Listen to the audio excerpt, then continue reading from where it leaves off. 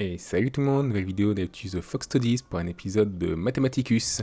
En effet, cette vidéo on va faire petite comparaison entre différentes unités sur la capacité à tanker. Justement, ça fait un petit moment que je me posais des questions sur est-ce qu'avec ce nouveau codex on allait avoir des capacités de tanking importantes pour les princes tyrannides qui jusqu'à présent étaient connus pour être hélas bons mais croquettes par rapport à leur coup. Et il se trouve que justement j'ai trouvé deux variantes de princes tyrannides qui peuvent être plutôt tanky. Je me suis donc amusé à les comparer à d'autres unités plutôt tanky de ce jeu. Et sinon, c'est dont on va parler dans cette vidéo. Donc, commençons par les règles. Alors, aucun effet ne peut provenir d'une autre source que la figurine en elle-même, donc pas de surchance lancée par un grand prophète sur un avatar, hein, ni de stratagème tyrannide pour regagner 2-3 PV tous les tours, ce genre de choses. On regarde juste ce que la figurine peut faire en elle-même. S'il y a deux fois, s'il y a des égalités, les scores, bah forcément, ils obtiennent pas les deux la première place, les deux la troisième place. C'est que forcément, vu qu'ils sont 4, maintenant, ce sera un classement sur 3 ce coup-ci et pas sur 4. Normal, parce qu'il y en a deux qui sont au même endroit. Hein. Et pour rappel, ce sont des moyennes, hein. C'est pas des chiffres exacts que vous verrez à chaque jet. C'est normal, c'est aléatoire ce jeu. Donc commençons par voir les challengers. Alors en première Mortarion, connu pour être ultra tanky, hein, quand même. 18 PV, enduit, sauvegarde 3+, 4+ invulnérable, moins 1 dégâts subis car Deathguard, insensible 5+ via son trait, moins 1 poids de toucher via son sort, et il coûte quand même 490 points. Le second, l'avatar de Kain, 14 PV, enduit, sauvegarde 2+, 4+ invulnérable, divise par 2 rendu supérieur et dégâts subis, 270 points. Une fois encore, il n'aura pas accès du coup à chance, ni aux des destins qui sont au final pas très faciles à quantifier, on va dire. Hein. Donc c'est vrai qu'en général, on pourrait considérer qu'il serait en gros 50% plus résistant que ce qu'il est vraiment là. Mais là, c'est vraiment la figurine en elle-même. Alors, le premier, Tyran des ruches, qui vient de cette fois-ci de chez Kraken. Alors, 12 PV en du 8, sauvegarde 2+, 4+ invulnérable, insensible 5+, via le trait de seigneur de guerre, moins 1 point de toucher et empêche les relances des touches via l'héroïque de Kraken, et il vaut 175 points, il est mis en mode épée bioknout et le canon. Il pourrait être un peu moins cher en mettant juste les armes de corps à corps, mais je trouve que avoir le canon pour un tyrannie de corps à corps, c'est-à-dire piéton comme ça, c'est toujours pratique pour faire des dégâts quand même à distance, surtout que le venin est très puissant. Hein. Et enfin, un tyran des ruches de chez Gorgon. 12 PV du coup en du 9, sauvegarde 2+, 4+ invus, c'est plus insensible via son trait. Il y a un relique qui lui donne de Gorgon qui lui donne son endurance 9 et il compte combien de fois plus de PV pour tabler les dégâts. Et pareil pour l'équipement, 175 points. Alors face à un canon d'Hammerhead pour commencer vraiment comme il faut. Hein. Donc c'est Hammerhead, donc c'était 4+, il y a un +1 pour toucher ici s'il y a un marqueur, et ici qui n'a pas le marqueur, donc c'était 4+. Donc avec la reroll. Forcément là on voit que le Kraken est très avantagé dans les deux cas. Parce que bah forcément je veux dire, il annule les rerolls et un -1. Donc à mon avis il faut 4,91 tirs pour le tomber. Et chaque fois il perd en gros équivalent de 35 à 65 points par tir qu'il subit. Alors que Gorgon, lui, 276 tirs, il perd 63 points, 37 par tir subi. Et Avatar, 3,37 tirs pour 80 points par tir subi. Et Mortarion, 5,40 tirs pour 90 points, 74 par tir subi. Donc oui, avec Mortarion, au final, il faut plus de tirs. Enfin, dans cette forme. Hein. Enfin, quand il y a plus d'un pour toucher. Mais au final, il vaut tellement plus cher que chaque fois qu'il se prend un tir, c'est beaucoup plus rentable pour la Mored. Hein. Alors que quand il n'y a pas le marqueur, au final, c'est Kraken qui donne le plus de tirs. 7,36 contre 7,29 pour Mortarion. Quoi, franchement, contre Hammerhead, les princes tyrannides, grâce à leur coup, entre autres, mais aussi pour Kraken, l'absence de reroll est vraiment très avantagée. Mais bon, ça, je vais dire, tout le monde l'a vu venir. Hein, l'absence de reroll est un endroit où Kraken forcément va briller, hein, vu qu'il annule les rerolls. Very s'en sort pas mal aussi, mais Mortarion au final, souvent il faudra beaucoup de tirs, enfin le plus de tirs pour être tombé. Mais régulièrement, il souffrira du fait d'être quasiment 3 fois plus cher que la concurrence. Donc forcément, ça va se ressentir. Hein. L'avatar, il va quand même prendre cher vrai, dans ce test, parce que forcément il n'a pas l'insensible 5. Ça joue. Hein. Donc prochaine ennemi, il y a canon laser, c'est bon vieux canon laser. Alors dans ce mode, des relances, enfin sans relance, c'était 3+, Kraken et Gorgon sont équivalents, suivi de l'Avatar et de Mortarion, vu qu'on fait par rapport vraiment au coup en points que tu perds par tir, pour être plus honnête, parce que bah, après tout, comparer une figurine à 490 points quand on est à 75, faut faire par rapport aux points quand même. Avec les relances, Kraken est en tête, suivi de Gorgon, puis de l'Avatar et de Mortarion. Comme on voit qu'il tank, hein. Passe aux lances ardentes. ou lance de ténèbres, c'est la même chose après tout. Hein. Donc tous les tirs qui sont force 8, P-4, dégâts D6, enfin D3 plus 3, hein, en gros. Gorgon a avantage pour le coup grâce à son endurance 9. C'est qu'il a le meilleur rapport de coup en points par tir pris. Kraken en second, Mortarion et Avatar. Avec les relances, c'est Kraken qui passe légèrement en tête.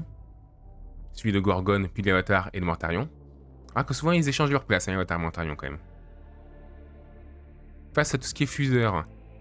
Donc force 8, P-4, dégâts D6 plus 2 à demi-portée. Hein. Gorgon, une fois encore, qui a avantage grâce à son endurance 9. Suivi de Kraken, de l'Avatar et de Mortarion. L'Avatar, il commence à prendre un intérêt comparé à Mortarion, vraiment, parce que le divise par 2 est quand même bien pratique. Hein. C'est du coup, ça fait tu passes de 5,5 à 3. Au nombre de dégâts subis avec l'Avatar. Après, tirant Kraken, forcément, une fois encore, il annule le reroll, il est toujours très puissant quand il relance. Tirant Gorgon, Avatar et Mortarion. Face aux fusils des dragons de feu, donc ils sont des fuseurs mais avec force 9. Alors, Tyran et Gorgon, Kraken et Gorgon ont pour le coup le même rapport de points. Il en faut 19,64 tirs pour 8,91 points par tir pris. Suivi par l'Avatar et de Mortarion, qui est souvent le moins rentable, comme vous aurez pu le remarquer, question rapport de points. Hein. Tyran Kraken en premier quand il y a roll, parce que lui il les annule. Hein. Tyran Gorgon, Avatar et Mortarion. Ah, j'ai mis les fusils fuseurs lourds, forcément. Mais qu'ils ont la particularité d'avoir un plus 4 dégâts pour arriver donc à 7,5 dégâts en moyenne par tir. C'est quand même pas rien. Hein. Gorgon en premier. Alors forcément, l'un du 9, une fois encore, ça aide beaucoup. Hein. Celui de Kraken, de l'Avatar et de Mortarion. Avatar, mine de rien, il était pratique ici, parce qu'il passe quand même de 7,5 dégâts à 4. Quand même, donc ça fait qu'il creuse un peu l'écart avec Mortarion. Hein. Imaginez un peu si je l'ai mis à 5 plus insensible. Alors, tirant Kraken après quand il y a reroll, Gorgon, Avatar, Mortarion. Face au gantelet, c'est là où c'est quand même beaucoup plus serré. Hein. Gorgon gagne, hein. Je dirais l'endurance 9 contre la force 8. Forcément, c'est magnifique. Hein. Donc, ils sont. Voilà. Donc 1,62 points seulement par attaque contre Gorgon. Suivi par Mortarion. Avec 216 attaques pour le tomber avec ce type de gants. 2,27 points par attaque. Puis l'Avatar, 112 attaques pour 2,41 points. Et en dernier, Kraken. 72 attaques pour 2,43 points. Ce qui est logique, c'est d'un côté, là, c'est le sans relance, donc l'absence de reroll, il s'en fout. Et il fait déjà moins 1, donc de toute façon, ça ira pas en tout 4+. Donc forcément, le Kraken, au final, qu'il a insensible 5 pour se protéger. Hein. C'est normal donc que ce soit moins bon. En plus, Avatar et Mortarion, au final, il passe de 2 dégâts à 1 dégât. Voilà, forcément, l'un dans l'autre. Hein. Quand les relances arrivent, Kraken et Gorgon sont aussi efficaces l'un que l'autre. Suivi par Mortarion et Avatar, en dernier. Face aux attaques force 4 P-1 dégâts 1, donc des attaques d'épée tronçonneuse, de bolter, ce genre de choses. Si vraiment je voulais attaquer le truc en du 8 avec ça, on sait jamais. Hein. Donc Kraken, il faut 648 attaques pour 0,27 points par attaque. Gorgon, 486 attaques pour 0,36 points. L'Avatar, 378 attaques pour 0,71 points. Et Mortarion, 648 attaques pour 0,76 points.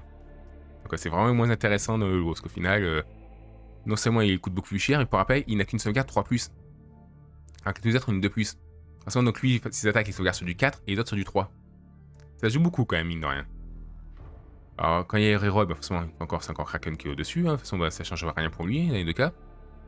C'est les autres qui empirent, en fait.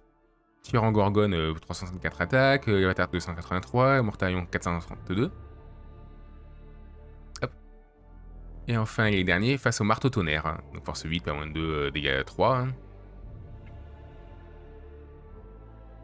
Alors là, dans ce cas, il y a eu, donc, au final, la diminution des dégâts d'Avatar et de Mortarion sont moins intéressantes, forcément face à du dégât 3 que face à du dégât 2. Au final, ils s'en sortent moins bien que tout à l'heure.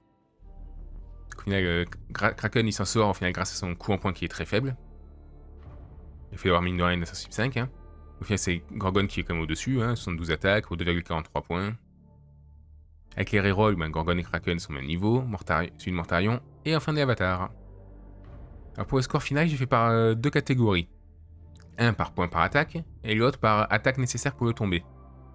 Alors par point par attaque, C'est Tyrant Kraken qui est le numéro 1, avec 13 premières places, 4 deuxième places et une 4e place, pour 65 points gagnés par rapport à ça, hein, 4 points par première, 3 points par deuxième, 2 points par troisième, 1 point par quatrième. Suivi du Tyran de Gorgone, avec 9 premières places, 9 deuxième places, pour 63 points. Suivi par l'Avatar de Kane, avec une deuxième place, 14 troisième place, 3 quatrième place, pour 34 points. A noter que j'ai fait aussi le calcul aussi, je l'avais mis, il est insensible 5. Et là, il montait à 54 points. Donc il restait en dessous des deux. Enfin, comparé à ce classement-là. Et forcément, il piquait des places aux autres. Hein. Donc voilà, il aurait été quand même plus haut s'il y avait la sensible 5. Et il faut compter aussi les destins. Mais au final, on voit que même avec les améliorations, il se serait juste rapproché des la tankiness ces deux-là. Ce qui signifie quand même que, mine de rien, il tank sévère ces deux-là. Il y a une dernière place, mais forcément, parce qu'il est hélas beaucoup trop cher. C'est Mortarion avec 2 troisième, avec 3 deuxième place, 5 troisième place et 4, enfin 10 et 4e place, 9 points. En revanche, si on a le nombre d'attaques nécessaires pour le tomber, évidemment c'est Mortarion en première place. À 490 points, j'ai envie de dire encore heureux. Donc voilà, Mortarion avec 16 premières places et 2 deuxième places, 70 points. Kraken avec 3 premières places, 7 deuxième places, 4 troisième place et 4 quatrième place, 45 points.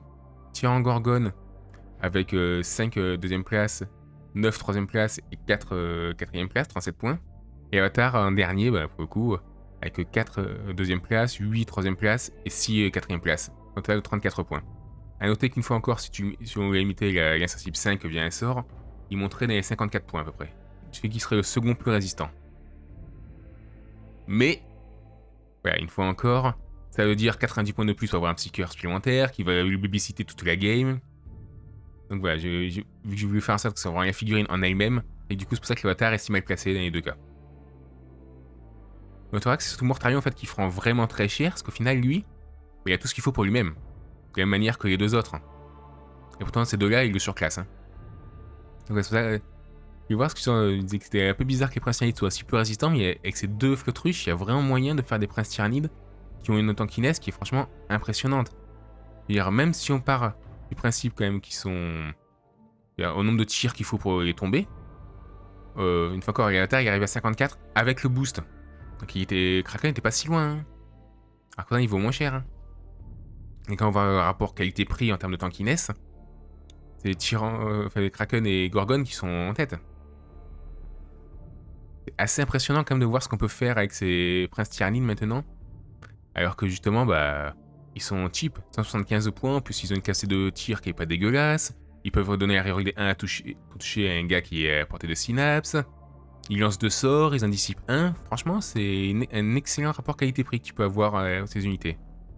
Et qui resteront du gros corps à corps, quand même 5 attaques, touchant sur 2 plus sur ce 10, PA-4, dégâts 3. C'est pas mauvais, hein.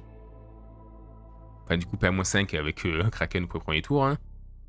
Gorgone, bien sûr, maximum sur 4+, moi, force 10 en même temps, pas trop besoin. Hein.